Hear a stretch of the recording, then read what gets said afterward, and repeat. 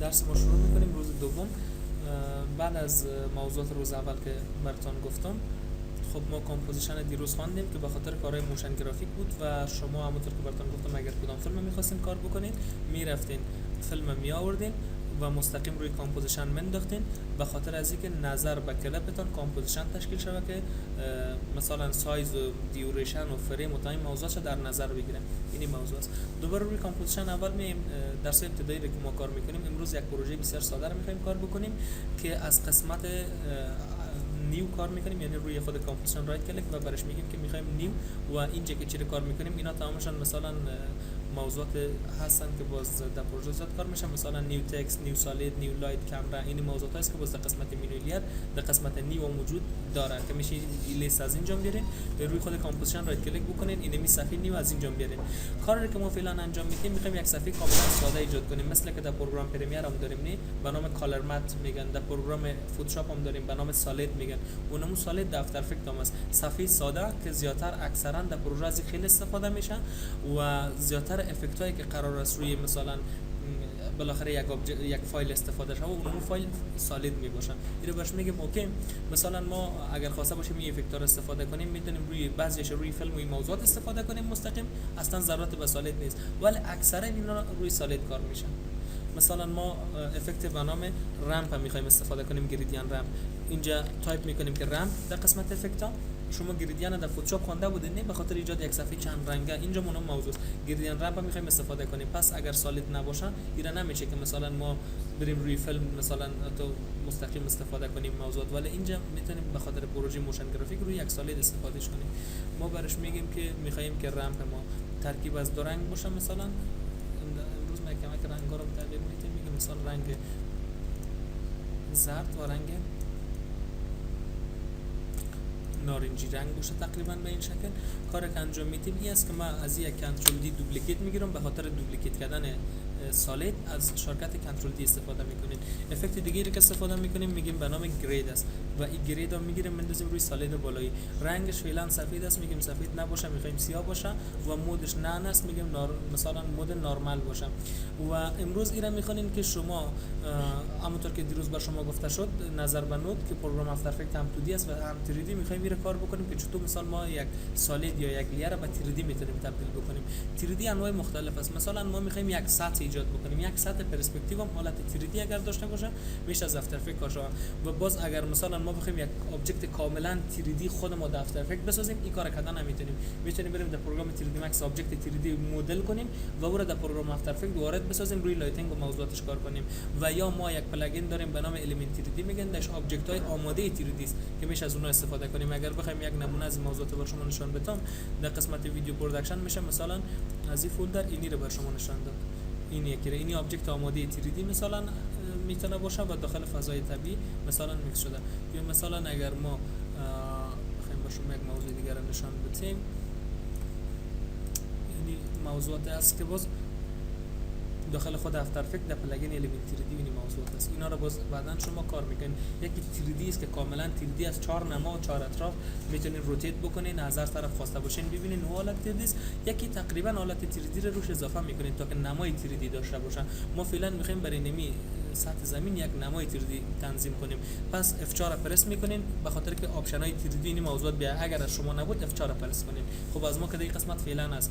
اینی حالت بالا قسمت اینجا سویچ های مختلف است. به خاطر کارهای ما فعلا ما سویچ را کار میکنیم که به نام 3D لیر است، یعنی اینمی لیر حالت 3D برش میدم. این قسمت روش کلیک میکنم حالت 3D روی از اضافه شد. روتیشن تول میگیرم از محور X را کش میکنم به سمت بالا، شیفت پرس میگیرم تا که یک زاویه کاملا مستقیم و 90 درجه تشکیل شود. بعد از اون مفتول میگیریم این را از محور Z میاریم به سمت پایین که یک حالت استیج معلوم شود و حالت سطحی را کمک بزرگتر میسازیم، کمی برش میگیم که میخوایم پایینتر باشن. بعد از اون سالید پشت سر انتخاب میکنیم، میگیم که رنگاش میخوایم تبدیل شود، مثلا زرد روشن پایین باشه، نارنجی تیره بالا باشه، یا کم سایزش بزرگتر این به این شکل. و لایه پایین هم میگیم که 3D باشه. همین که میگیم 3D باشه از محور تا پیشتر دو محور داشت X و Y، حالا محور Z هم پیدا کرد و به مو خاطر در نصف اسکرین آمده یا در نصف استیج روی زمین آمده. باز میتونید از محور Z ببرینش به طرف پشت سر، کشش میکنین به انتهای حالا و این یک مقدار سایز بزرگتر میسازین. ببینید که تنظیم شد یا نه. باز اگر از نمای اکتیو کامera از روبرو معلوم نمیشد، اینا میگن یک بار از نمای تاپ برای ما نشان بده. کنترل منفی زوم اوتش کنین، اینجا نشان میده. هنوزم درست تا آخر صفحه نرفتم. این باز از این قسمت تنظیم کنین. این قسمت آخر صفحه است. درست شد. بعد از دوباره میگین که اکتیو کامera از پیش روی بر ما نشان بده. کنترل مثبت تصویرام میتونید کامپوزیشن رو میتونید زوم کنید. این قسمت صفحه رو یک مقدار من بزرگ میسازم. یا مثلا یک استیج که رنگاش ما به این شکل نارنجی گرفتیم، شما باز میتونید هر رنگی که خواستین بگیرید. یا مثلا اگر ما از افکت به نام گرید استفاده کردیم به خاطر روی سطح زمین تا کنیم سطح و پرسپکتیو درست نشان بده، شما میتونید از گرید استفاده نکنید، مثلا از افکت به نام فرکتال استفاده بکنید. فرکتال نایز روی سالید میندازیم، میگیم میخوایم این یک حالت باشه. خب بعد از این قسمت گفتیم میتونیم از افکت مثلا فرکتال نایز استفاده کنیم، یا مثلا این سالید پشت سر ما دیلیت میکنم، میگم مثلا رنگ نارنجی به اینجا نمیخوانم، میگیم یک دونه سالید دیگه میخوایم اضافه بکنیم، سالید هم تقریبا میگیم رنگ فولادی داشته باشه. ایران باش میگیم که اوکی. ایران میتونیم 3D بگیریم، در پشت سر بک‌گراند بندازیم، میگیم از نمای تاپ برامون نشان بده. ایران در پشت سر انتقال میدیم، کنترل منفی میگیم این قسمت قرار داشته باشن. و یک مقدار اگر خواسته باشیم بازیرا میگیم که دوباره پس به طرف پیش روی بیایم. خوب دقت کنین. اینا میگیم که اکتیو کامera، همون رنگ نارنجی کما که خوبتر معلوم نشد به خاطر تبدیل کردم. روی خود سالید خاکستر رنگ پرس بکنین تا که اسکیل بیایم. اینجا تمامش این موضوعات ها شرکت داره، موضوعات ترانسفورم، اس اسکیل، مثلا تی اپیسیتی، مثلا تی پوزیشن، مثلا ای انکور پوینت، اینا تمامش شرکت داره. ما اس پرس میکنیم به خاطر اسکیل، این یک مقدار بزرگ میسازیم به این شکل. خب کاری که انجام میدیم این است که فضا 3D است. به خاطر از اینکه فضا کاملا 3D است میخوایم یک کامرام داشته باشیم، یعنی یک حرکت روی یک استیج ما داشته باشیم. خب من اینجا یک رایت کلیک میکنم میگم میخوایم یک دانه تکست هم نوشته بکنم، نیو تکست به نام چی؟ مثلا به نام ول کام میخوایم نوشته بکنم. کنترل ای را انتخاب میکنیم، میگیم سایزش تمامشان حروف بزرگ باشه، سایزش یک مقدار خردتر باشه. نوعیت فونتش هم میگیم که مثلا ایریال و برش میگیم که شکلشون مثلا بلک و ایرم قبول میکنیم و این قسمت قرار میدیم. کنترل مثبت ایرم یک مقدار زوم میکنم کامپوزیشن. خوب دقت کنین فعلا تکست ما چی است؟ 2D است دیگه، موضوع 3D است. اگر ما ایرم میخوایم روی سطح زمین قسم قرار بدیم که کاملا طبیعی معلوم شه، هیچ دقیق نمیفهمید کجا بانیم. ببینید فهمیدن نمیشه. همین که 3D میگیرین حالا میتونین که بفهمید در کدام قسمت بانید. حالت 3D به این شکل است، اون نشان میده اگر زیاد پایین برن زیر سطح زمین میرن با اون شکل. ما پس میگیم یک مقدارک بالا باشه، این روی سطح زمین فکس این قسمت قرار بگیره. بعد از این میخوایم مثلا این یک شیدو داشته باشه. مثلا اگر یک استیج جور کردیم که واقعا در او ضرور است که یک حالت رفلکشن باشه، باز میتونین از تکستتون کنترل دی دوپلیکیت بگیرین و ایرام برش بگین که سرچپه برعکس میخواین باشه، مثلا به این سمت پایین باشه. و بعد از اینکه تنظیم کردین رایت کلیک یک دانه ادجستمنت لیر میگیرین تا کارتون درست نشان بده. در اینجا مثلا امو حالت رفلکشن اینجا درست نشان نمیده، برش میگیم که نیو ادجستمنت لیر یک لیر کمکی. ایرا کش کنین بین دو دانه تکست بندازین، حالا ایرا نشان میده. و میرین یک افکت به نام لینیر یا لاینیر و برش میگن این رو میتونین بگیرین و روی تکست پایینی بندازین. در قسمت ترانزیشن کامپلیشن این یک مقدار قیمت میتین که بفهمین انگلش از کدام سمت است. ما میگیم که از زاویه 0 باشه و این رو دوباره قیمت میتین میبینیم به این شکل باشه. یک مقدار ترانزیشن کامپلیشن قیمت میتین و دیگه فیدر برش میتین تا حالت رفلکشن روی زمین به خود بگیره. حالت جلایشی رو میگیم به اندازه مثلا 10 باشه. خب یک موضوع است که این رو 10 نمیگیریم، باید قیمتش کم به این شکل زیادتر باشه و این رو یک مقدار فیدر میتیم تا که یک رفلکشن کاملا طبیعی معلوم شه، مثل که سر شیشه‌ای باشه به این شکل. بعد از این کاری که انجام میدیم این است که مثلا میخوایم یک کامera داشته باشیم، چون فضا کاملا 3D است، آبجکت های ما مثلا 3D است، تمام موضوعات میخوایم یک کامera روی وجود داشته باشه. علیک سلام. رایت کلیک برش میگیم که میخوایم نیو کامera بگیریم. در این قسمت برای فعلا ما کامرای 35 میلی متر میگیریم در حالت عادی، ولی شما باز میتونین در جای مختلف از میلی مترهای مختلف لنز کامera استفاده بکنین. اینا باز نظر به ضرورت استفاده میشن. مثلا یک جای ما فضایی داریم که خیلی مثلا خرد است میخوایم رو خیلی بزرگ نشان بدیم، باز لنز کامera را مثال میلیمترهای کمتر انتخاب میکنیم، یعنی هر چقدر که زوم شده بر اون فضای خرد بسیار کلان نشان میده، یا برعکس فضای کلان رو میخوایم خرد نشان بده از میلیمترهای زیاد استفاده میکنیم. فعلا میگیم که از 35 میلیمتر لنز کامera میخوایم استفاده کنیم، کامera به نام کامera 1 باشه و برش میگیم که اوکی. اینجا کامera وقتی که اضافه کردیم میتونیم بریم ابزار کامera رو بگیریم، این قسمت ازش استفاده کنیم. اولین کامرایی که داریم به نام یونیفاید کامera است. این قسم کار میکنه که شما میتونین کامera رو با 3 بتن ماوس کنترل بکنین. لفت مثلا بتن لفت ماوس است، یعنی کلیک چپ، ایرا شما میتونین به شکل اوربیت استفاده کنین، روتیشن، و کلیک راستش است به شکل زوم این و زوم اوت، زوم میتونین کنین، و کلیک وسطی است یا میدل ماوس بتن به شکل پوزیشن موقعیت میتونین تنظیم بکنین. اینی حالت است که به خاطر حرکت کامera میتونین استفاده کنین. کاری که من انجام میدم اینی است که سالید خاکستری پایین انتخاب میکنم، اسکیل از زیاد بزرگ میسازم به خاطر که من با کامera یک مقدار حرکت بکنم و اینجا از خود اسکرین خارج نشیم، مثلا به این شکل. و میخوایم که در اول یک مقدار زوم باشم از اسکرین به این شکل، اینی حالت، این قسمت، و اینی دو دانه تکست را که ما داریم تکست ها را هر دو تاش انتخاب میکنیم و برش میگیم که میخوایم از محور زی ببریمش به طرف پشت سر، هر دو تاش با هم مثلا به این شکل. اینا رو باز وقتی که میبریم پشت سر باز میشه که دوباره تنظیمات بکنیم، ادجست بکنیم، خصوصا موضوع قسمت رفلکشنش. ما میگیم اینی بالایی را میخوایم که قیمتش کمتر تا که یک رفلکشن طبیعی تر معلوم شده. این قسمت میگیم که کامera رو میخوایم سر تکست زوم بکنیم، کامera رو انتخاب میکنیم، باز میشه کامera رو انیمیشن هم بدین. به خاطر انیمیشن کامera پیر پرس میکنین که پوزیشن کامera بیا روی پوزیشن کلیک میکنین کی فریم ایجاد شه. و این موضوعات انیمیشن شما در پرمیر هم خواندین. وقتی که اینجا کلیک کردین تاگل انیمیشن، روی تاگل انیمیشن پوزیشن کی فریم ایجاد میشه که این قیمتای کامera را قیمت فعلی شده، یعنی دیوریشن ثانیه اول فیلم به خود ثبت میکنه. ما میگیم این از این قسمت تا مثلا 3 ثانیه را میخوایم که کامرای ما روی تکست زوم شود. باز میتونیم که میتونیم که در قسمت مثلا کامera را بگیریم یونیفاید کامera و این یادم رفت که براتون بگم اون موضوعات را که ما از قسمت یونیفاید هر سه تاش میتونیم با بتنای ماوس کنترل کنیم. اینجا میتونیم جدا جدا کنترل کنیم. اوربیت است، ترک ایکس وای است و ترک زی است. دور نزدیک موقعیت از طرف سمت چپ و راست و اوربیت روتیشن از چهار اطراف. این موضوعات است. ما میگم که فعلا میخوایم یونیفاید کامera را استفاده کنم. میگیم در اول به این شکل یعنی به این نما باشه. باز بعد از اون میخوایم که روی تکست به این حالت زوم شه. یک مقدارم میگیم که مثلا میخوایم موقعیتش به این سمت بیاد و ایرا پلی میکنیم میبینیم.